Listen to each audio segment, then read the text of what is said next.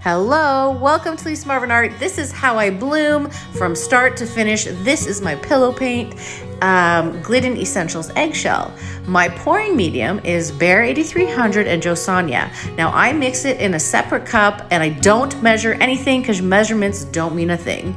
And I put more behr and more josonja in my smaller cups and add my paint, and once I mix I go from there. So that paint was a little thin, so I thickened it up with more behr.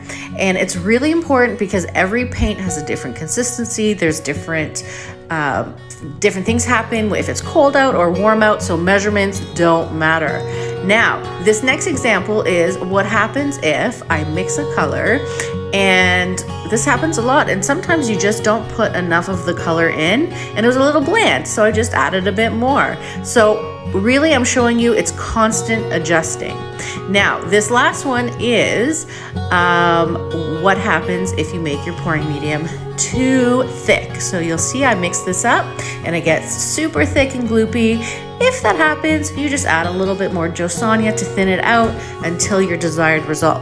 I have a full consistency video so you can see what we're looking for, but I just wanted to give you a quick little thing because everyone asks me how I mix my paints, so I'm trying to fit this in under 3 minutes. Finally, the magic sauce, my cell activator. This is the Shelly Art recipe, which is Australian Floetrol and paint. Again, we don't measure, we just know what we're looking for. You can get this Floetrol at Fluid Art Company, by the way. Now let's get to actually blooming these 3 colors. This is going to be a very simple bloom, and I put about a 3/4, I covered my tile 3/4 with the pillow, and here we go. I'm gonna blow it out.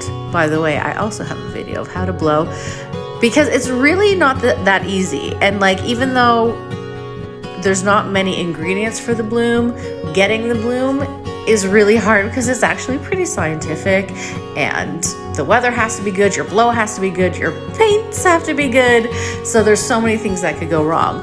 But this is a simple 3-color bloom with what I did.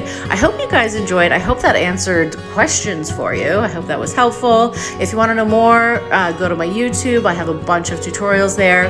Let me know what you think of this simple, quickie little bloom. Have a good day. Bye.